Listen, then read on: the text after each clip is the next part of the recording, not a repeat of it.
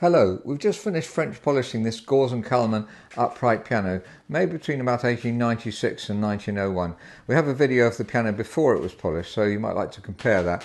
And quite a lot of repair on the top, as we'll see in a second. The piano is still in our polishing room. I've switched the strip lights on and you can see the reflection of the strip lights here, but we generally antique wax pianos so that they don't reflect too much. We don't want really shiny and then you can't see the grain properly.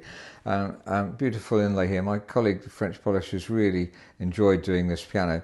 Walnut pianos are very often very old, and it's a beautiful veneer, and this particular Gors Kallmann is a high quality one, so we've been pleased to do this one. I switched the strip lights on mainly because of the top, and if you look at the previous video, there was veneer missing here. Here it was completely water damaged, and my colleague has had to disguise a lot of it.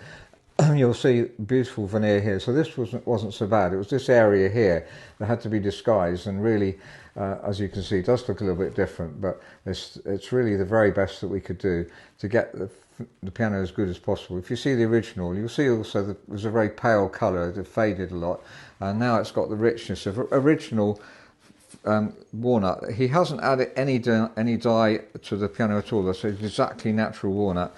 So the sides of the piano, again, the whole of the piano is so integral really in colour and just beautiful, I think.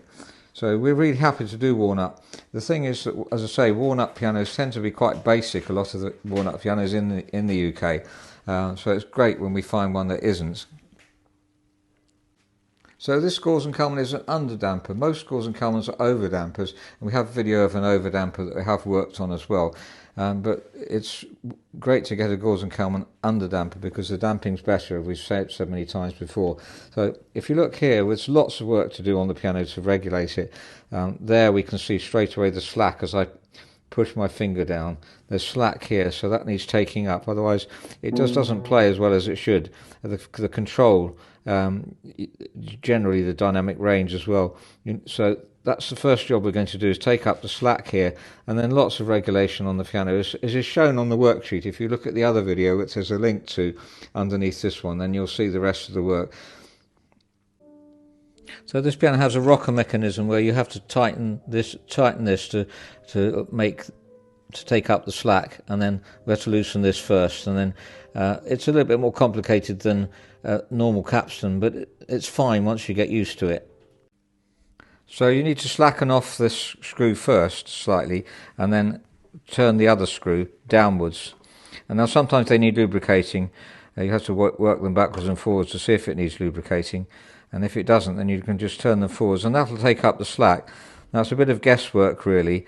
If you're in the trade and are used to doing this, it'd be interesting to see how you do it quickly and efficiently, but obviously it takes a long time if you've got to take it in and out all the time. You can do it in the piano, but it's difficult without damaging the weapon. So you've taken up the slack on this one. You can just about get to the screw here, but the danger is damaging the weapon, so you have to be extremely careful. So done outside the piano, taking them all out individually, is much longer than if they've got capstans. They're much easier to do. This needs tightening up afterwards, and now let's have a look. We'll see that the slack has been taken up. So as I press that one, it responds immediately. If anything, you want a very minimal amount of slack, because you mustn't get it too high so that the hammer's raised up. So the one next to it is fine. They put the tapes on in an interesting way here, but that works fine. If you're in the trade, you'll probably think that looks strange, but it works fine. So there's the second one there. That's really is a lot of slack. That's a lot of slack, so that's affecting the touch considerably. So that's the first job to do for regulation. I won't show any more on this video, but please do look at the other video, and later on when we finish the whole piano, I hopefully got time to do a final video on it.